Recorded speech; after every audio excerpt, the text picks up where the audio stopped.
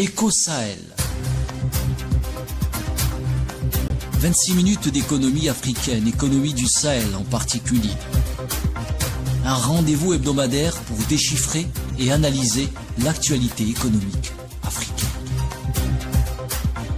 Madame, monsieur, chers auditeurs, bien le bonjour à vous. Canton est ravi de vous retrouver sur les ondes de votre radio Efriqiya FM. C'est votre émission hebdomadaire Éco-Sahel, l'émission qui décortique l'économie africaine pour vous. Aujourd'hui, nous parlerons du potentiel gazier de l'Algérie et de la stratégie de la compagnie algérienne de la production et l'exploitation du gaz et du pétrole, la Sonatrach, pour exploiter justement de façon optimale ce potentiel. C'est notre sujet aujourd'hui. Et pour parler justement sur ce sujet, j'ai le plaisir d'avoir avec moi sur ce plateau d'Éco-Sahel Mahfoud Kaoubi, analyste en économie. Bien le bonjour à vous, Mahfoud Kaoubi. Bonjour. Bonjour. Samuel Akizimana, chef d'entreprise. Bien le bonjour à vous, Samuel Akizimana. Bonjour, Abdelmalek.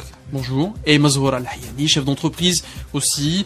Bien le bonjour à vous, Mazhoura Al-Hayani. Bonjour, Malek. Bonjour. Et nous avons avec nous aussi en direct d'Alger, Gendouzi Ibrahim, expert en hydrocarbures. Bien le bonjour à vous, Ibrahim Gendouzi. Bonjour.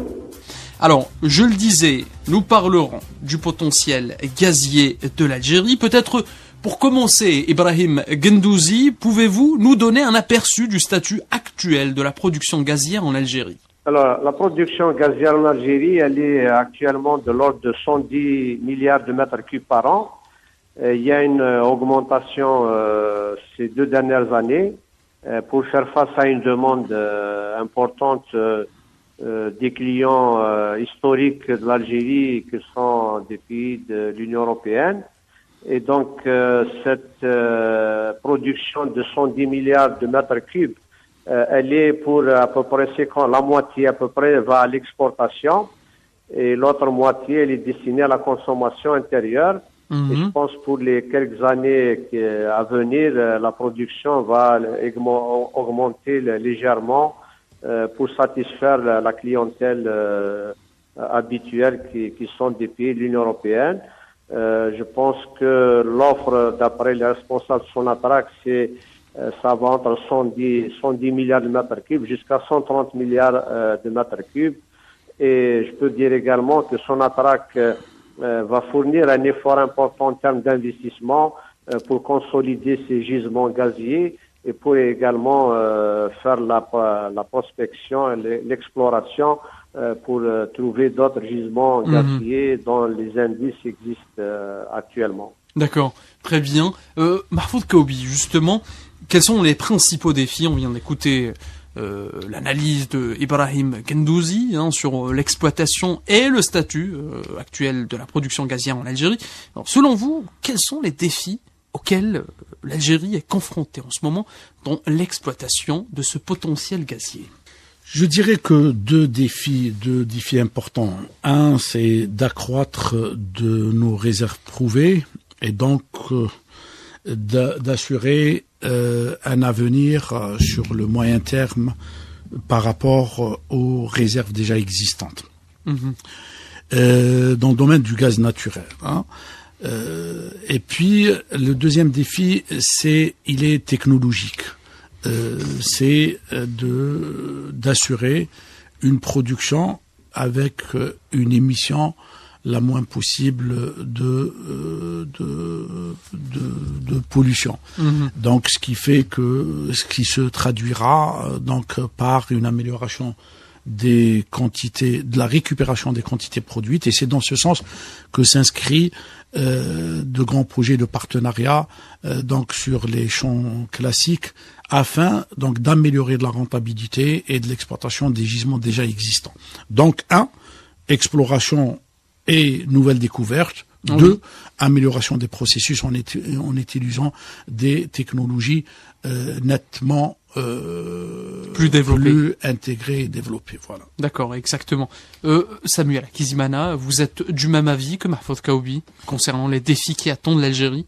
Oui, bien sûr. Et comme il vient de le dire, en fait, l'un des objectifs le plus principal, comme il a dit, c'est un peu réduire le côté émission des effets de serre, parce que c'est le plus important. C'est qui montre qu'il y a cette perspective-là avec les défis qui sont en jeu, mais il y a beaucoup à faire et non seulement beaucoup à faire, mais il y a des mesures qui sont prises en compte. C'est-à-dire que on voit qu'il y a une réflexion autour pour apporter des solutions non seulement sur le côté rentabilité et l'amélioration, pour satisfaire les différents partenaires qui sont là, et aussi, je pense, des partenaires futurs pour encore améliorer le côté exportation. Mais ce qui est plus important, c'est-à-dire qu'il y a ces mesures qui vont être prises en compte pour qu'il y ait plus de production, mais avec des mesures prises pour réduire des effets de serre, etc. Mzoura Al-Hayani, votre avis aussi? Oui, moi aussi je suis du même avis, et surtout que il y a la concurrence actuellement par rapport aux autres pays comme la Russie, le Qatar, etc. Et aussi certains de défis de l'Algérie dans le secteur gazier, c'est aussi la baisse des prix surtout. Donc je pense que c'est les principaux défis qu'on rencontre aujourd'hui, mais avec le travail on y fera face. D'accord, oui. Ibrahim Gundouzi, l'Algérie continue de renforcer sa position en tant que partenaire énergétique qu'il est, ça on le sait. Par exemple, on sait aussi que récemment la Sonatrach avait annoncé un investissement colossal de 50 milliards de dollars sur la période 2024-2028. Donc est-ce qu'on peut dire que c'est une stratégie axée sur l'investissement, particulièrement dans les activités, par exemple gazières et tout ce qui est exploration? Alors, la stratégie de Sonatrach, c'est de faire face disons, à l'investissement qui a été ces dernières années en deçà des niveaux espérés pour, disons, au niveau international, stabiliser le marché gazier. L'effort que fournira Sonatrach durant les 4 prochaines années, qui est un effort considérable, 40 milliards de dollars. C'était 58. Il faut aussi d'autres pays fassent l'effort pour, en termes d'investissement, pour faire évoluer la production gazière mondiale et pouvoir stabiliser le marché gazier dans les 10 ou 15 prochaines années. Donc l'effort en termes d'investissement est essentiel, et cet effort concerne tout d'abord l'amont gazier, c'est-à-dire l'entretien des gisements gaziers, l'exploration de nouveaux gisements, mais également il va y avoir une partie qui sera destinée essentiellement à l'amélioration des conditions du transport du gaz, parce que le transport du gaz est particulier, il peut être sous forme de gazoduc, et donc c'est des réseaux qu'il faut entretenir, qu'il faut peut-être aller dans l'investissement pour améliorer la distribution du gaz au niveau régional, mais également la capacité de liquéfaction du gaz lorsqu'il s'agit de GNL. Et je pense qu'on Sonatrach déjà à 7 méthaniers disponibles et opérationnels, et il peut y avoir un effort à fournir en matière de transport du gaz. Oui. Troisième aspect lié à cet effort d'investissement, c'est ce qu'on appelle la décarbonation dans l'industrie gazière, et qui constitue donc une exigence, mais également une contrainte pour les pays exportateurs de gaz, donc pour les sociétés exportatrices de gaz, afin de répondre à cette problématique de la protection de l'environnement. Et c'est un défi que Sonatrach va relever en la matière de protection d'environnement. Donc ces aspects-là sont à prendre en considération dans la stratégie future de Sonatrach en matière d'exportation de gaz. Oui. Alors, Mahfoud Kaoubi, les découvertes successives de nouveaux gisements, c'est vrai que ces découvertes-là positionnent l'Algérie en force sur la scène internationale des hydrocarbures, mais faut-il investir uniquement sur les découvertes des gisements? Est-ce que par exemple l'investissement dans, comme vient de le dire Ibrahim Gundouzi, dans le transport du gaz, c'est aussi nécessaire aujourd'hui? Oui, en tous les cas, l'investissement doit concerner naturellement les différents segments, que ce soit l'amont, l'aval, ou le transport, mais aussi toute l'industrie de transformation. Donc, afin de passer de la logique d'exportation du gaz brut à la transformation, que ce soit la liquéfaction, mais aussi et surtout dans le domaine des polymères et autres.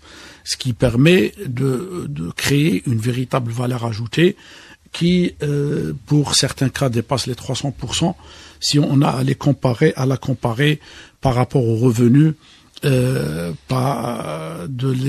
la commercialisation du gaz dans son état naturel. Oui. Maintenant, vous parlez de découverte de gisements. Effectivement, donc les découvertes sur l'année 2022 sont de quelques 400 milliards de mètres cubes, ce qui n'est pas en lui-même très important, mais ça marque en termes de gisements, ce n'est pas de grands gisements, mais ça marque le retour à l'investissement et le retour aux découvertes, chose qui est importante pour une entreprise qui ambitionne de reprendre le chemin de l'investissement et de consolider sa position commerciale sur ces marchés traditionnels, voire se positionner sur d'autres marchés. Maintenant, d'une manière ou d'une autre, il y a les gaz non conventionnels, dont l'Algérie dispose de réserves assez importantes, donc plus de 27 000 milliards de mètres cubes, qui, à mon sens, devraient naturellement constituer un champ d'investissement pour passer donc au stade de l'exploitation et donc un ajustement donc de l'infrastructure de transport dans le domaine aussi, ce qui permettra surtout si les prix maintiennent une moyenne assez favorable, ce qui permettra donc à la Sonatrach de lancer des opérations de partenariat, parce qu'il s'agit surtout de revenir à cette logique de partenariat avec de grandes sociétés internationales qui permettraient donc de partager le risque, de répondre favorablement au financement que nécessitent de tels projets et surtout donc de consolider cette logique d'industrie gazière qui ne se base pas uniquement sur l'exploration, exploitation, transport, mais aussi sur la transformation et la création de valeur ajoutée. Exactement. Samuel Akizimana, est-ce qu'on peut dire que la recherche et le développement sont la clé de la stratégie de Sonatrach? Oui, effectivement. Et ici, déjà, on voit que la Sonatrach prévoit d'investir plus de 30 milliards de dollars dans la recherche et le développement et l'exploitation. Oui. En fait, moi, ce qui me tient à cœur, et j'aimerais le souligner, à chaque fois dans l'émission Eco-Sahel, on répète toujours sur l'importance d'investissement. En fait, ce qui me fait aujourd'hui plaisir, c'est de voir que aujourd'hui, on est en train de parler sur des investissements qui sont en train d'être faits pour qu'il y ait une exploitation optimale, en quelque sorte, on peut dire une exploitation optimale des ressources, pour que ces ressources, non seulement soit sur le côté exploitation, mais sur le côté aussi transport, etc. On voit qu'il y a des moyens qui sont mis sur les recherches et développement. Il y a des moyens qui sont mis pour essayer d'avoir cette capacité d'avoir le potentiel sur les ressources pour les exploiter à bon escient et avoir des nouveaux marchés, chercher des nouveaux partenaires. Pourquoi ? Avec cet objectif en disant il y a le besoin, c'est que nos ressources nous les exploitons à bon escient et que ça puisse être rentable pour nos populations. C'est qui est encouragé et surtout ce que monsieur Kaobi a pu le dire, ça revient sur le côté aussi, il faut des bons partenariats pour qu'il y ait le partage des risques et non seulement ça, mais l'exploitation en bon escient. Mais je tenais à souligner le fait sur ce point-là que tu viens de dire. Oui, il y a des investissements qui sont en train d'être faits aux côtés de Sonatrach, dans le domaine de recherche et développement, plus de 30 milliards, etc. Ce qui montre la volonté et l'engagement de Sonatrach pour acquérir de nouveaux marchés, pour accroître ses rentabilités, pour que la population puisse en profiter. Parce que c'est nécessaire. C'est ce qui a encouragé, surtout en Afrique, de voir des sociétés nationaux mettre de moyens et des potentiels pour que nos ressources soient exploitées à bon escient et que nous puissions avoir des nouveaux marchés, non seulement avec des partenaires, des anciens en partenaires, mais avoir des nouveaux partenaires parce que nous devons être des leaders sur nos marchés. Et pour ça, c'est ce qui tient à changer. Je tiens à remercier aussi Mezoura, il a pu le dire en disant ce qui va mettre ce qui va faire en sorte que l'Algérie peut se positionner devant d'autres grandes puissances mondiales comme la Russie, etc. Donc il y a une potentiel, mais ça revient sur les investissements. Les investissements doivent être utilisés à bon escient pour acquérir de nouveaux marchés et de nouveaux partenaires. J'imagine que Mezoura Al-Hayani est tout à fait d'accord avec vous, Samuel Akizimana. N'est-ce pas, Mezoura? Oui, tout à fait. Donc actuellement, c'est sur les stratégies qu'il faut travailler. Le potentiel gazier en Algérie est très important. Comme Monsieur Kaoubi aussi, on a des gaz, de gaz non conventionnels qu'on a à exploiter à l'avenir. Donc tout ce qui reste, c'est travailler dessus. Oui. Ibrahim Gendouzi, alors on parle des investissements. Selon vous, est-ce que 50 milliards, c'est suffisant pour optimiser l'infrastructure gazière en Algérie dans les prochaines 4 années? Cet effort d'investissement il doit être fait en partenariat parce que quand on investit, ce n'est pas uniquement des capitaux qu'on apporte, mais c'est aussi en termes de technologie, en termes de ressources humaines, en termes de management, etc. Donc ces dimensions sont présentes dans cet effort d'investissement et la nécessité d'un partenariat avec d'autres firmes spécialisées en gaz est indispensable, effectivement. Oui. Et il y a un autre aspect peut-être qu'il faut savoir, c'est, disons, l'augmentation de la part du gaz dans le mix énergétique mondial. Donc, puisque le forum des pays exportateurs de gaz dans le chiffre de 26% vers 2040. Donc, actuellement, nous sommes à 23%. Donc, le mix, la part du gaz dans le mix énergétique augmentera, et d'où la nécessité d'aller vers un effort de production sur les 15 prochaines années. Exactement. Et le prochain sommet, le 7e sommet des pays exportateurs de gaz se tiendra en Algérie à partir du 29 février. Mahfoud Kaoubi, justement, quand on parle du gaz, on a toujours tendance à penser au prix. On sait que le gaz, ça se vend avec des contrats à long terme.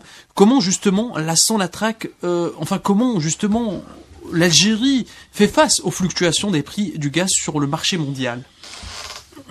Oui, donc il n'y a pas que les contrats à long terme. Donc le gaz a deux marchés. Le marché du spot, donc c'est un marché au jour le jour, et ça concerne principalement le gaz liquéfié acheminé par des méthaniers. Et puis, oui, tout à fait. Et puis il y a le marché à moyen et long terme. Donc ça concerne principalement donc le gaz transporté par gazoduc. Si la forme gazoduc a représenté jusque-là plus de 70% de la part de marché, 30% sous la forme liquide, on assiste depuis quelques années à un accroissement de la part du GNL sur la part des gazoducs. Donc, et l'Algérie donc est appelée à s'adapter donc à ce marché. Donc, à côté de ses clients naturels traditionnels, pays donc de la Méditerranée, de l'Europe du Sud, donc l'Espagne, l'Italie principalement, la France accessoirement. Donc c'est des clients traditionnels qui sont approvisionnés par gazoduc et qui sont liés avec l'Algérie par des contrats à long terme où les prix sont préétablis. Bon, certes, annexé au pétrole, et puis avec des formules de réactualisation.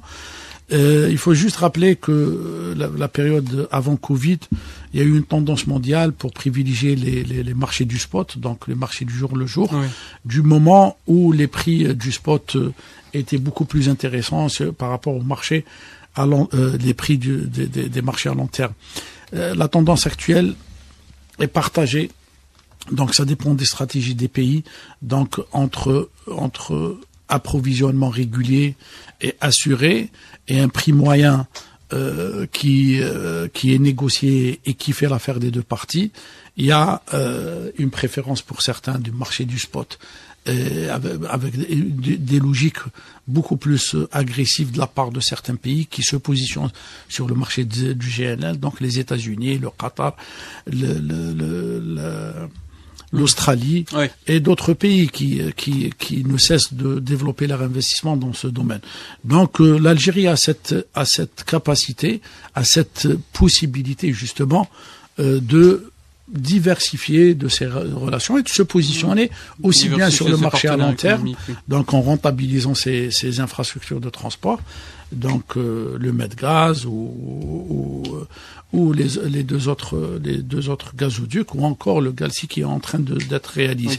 Oui. Et il faut juste rappeler que la forme gazeuse est généralement moins coûteuse en matière de production et en matière d'utilisation que la forme liquide. Mais maintenant, les stratégies sont autres. Le marché est en train de connaître des développements qui pourraient changer de sa structure et on ne sera pas à l'abri d'une guerre de prix. C'est pour cela qu'il faut réfléchir donc à cartéliser, à défendre et à aller vers une logique où un certain mix, un certain dosage, un certain équilibre est fait entre régularité d'approvisionnement et des prix qui soient plus ou moins équilibrés, qui feraient l'affaire aussi bien des consommateurs que des fournisseurs, que des exportateurs. Exactement. Samuel Akizmana, peut-être pour rebondir. Oui, effectivement. En fait, c'est important parce que en revenant un peu sur les mots de Monsieur Kaobi, on voit que le plus important, c'est de regarder à travers ses partenaires. Quels sont tes partenaires? Et ce qui n'empêche pas que tu peux avoir des partenaires avec des contrats à long terme, tout comme des partenaires des contrats à court terme. Mais ce qui est important, c'est avoir cette capacité de subvenir à leurs demandes. C'est-à-dire que lorsqu'il y a une demande, être capable d'être l'acteur principal sur le marché avec d'autres concurrents comme les États-Unis, le Qatar, etc. Être capable à fournir le besoin dont les clients, on peut les considérer comme des clients, en ont besoin. C'est qui montre que l'importance c'est d'avoir déjà investi dans des infrastructures et des équipements pour pouvoir avoir cette capacité d'être présent au bon moment quand il faut. Ce qui montre que il y a cette potentialité qui va s'accroître parce que vu qu'il y a des investissements qui sont faits dans le domaine, que ce soit le domaine transport, que ce soit le domaine pour accroître la production, etc. Ouais. Ce qui montre que l'Algérie va se positionner comme d'autres sur des plus grands marchés et il va être l'un d'acteurs principaux. Ce qui montre le potentiel de son attraque sur les années à venir, vu les investissements qui sont importants. Comme tu as pu le dire, 50 milliards, est-ce que c'est important? Moi, je pense que oui, c'est important.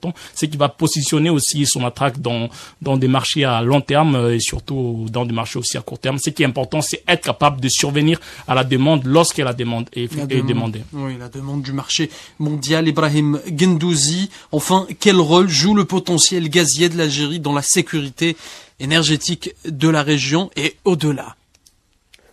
Donc l'aspect sécurité énergétique est fondamental parce qu'il est déterminant dans la fixation des prix sur les contrats de long terme.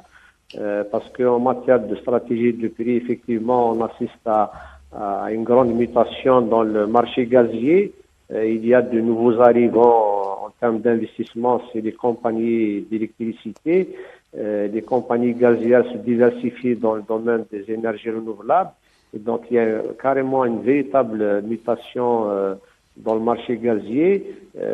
La création de nouveaux hubs énergétiques, des prix spot, donc bouscule un petit peu l'ancienne stratégie basée sur les contrats de long terme. Oui. Et la dimension sécurité énergétique deviendra tôt ou tard une variable déterminante dans la fixation des prix et dans la stabilisation du marché gazier sur les 15 prochaines années. Donc la question de la sécurité énergétique est fondamentale, effectivement, parce qu'elle est liée aussi aux conditions géopolitiques qui sont devenues déterminantes. Bien sûr, exactement. Merci Ibrahim Gendouzi pour cet éclairage, merci pour ces réponses, merci à vous aussi, chers chroniqueurs, pour vos réponses aussi. Chers auditeurs, c'est ainsi que s'achève cette émission, merci de l'avoir suivi, je vous dis à la prochaine fois.